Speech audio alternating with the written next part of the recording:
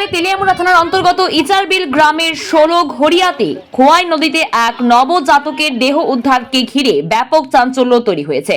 যদিও সংশ্লিষ্ট বিষয় নিয়ে স্থানীয়দের অভিমত হচ্ছে কিভাবে এই নবজাতকের দেহ খোয়াই নদীতে পাওয়া গেছে তা তারা বলতে পারছেন না। তবে হয়তো অনেকে অনুমান করছেন এর পেছনে অবৈধ গর্ভ সংসার বিশেষ কারণ হতে পারে। যদিও ঘটনার খবর পেয়ে তেলিয়ামুড়া থানার পুলিশ ঘটনাস্থলে ছুটে গিয়ে নবজাতকের দেহ উদ্ধার করে তেলিয়ামুড়া হাসপাতালের মর্গে নিয়ে গেছে ময়নাতদন্তের জন্য।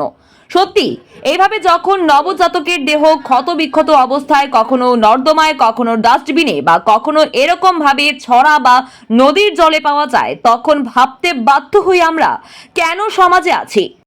কোন জায়গা এটা এলাকাটা? ইচারবিল এলাকা। কি মনে করতেছেন কেমনে আইসে মনে করতেছেন এটা হতে পারে? এটা তো আইডিয়াটা নাই।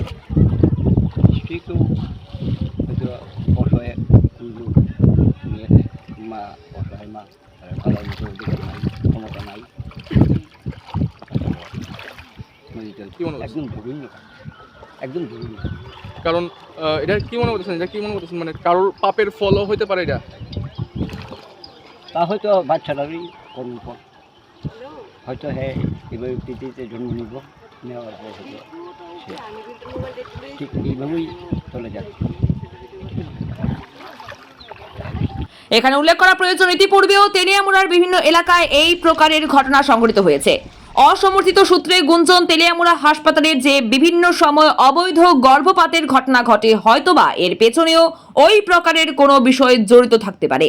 সার্বিক বিষয়ে তদন্তের দাবি উঠছে। রিপোর্ট, ভোরের আলো।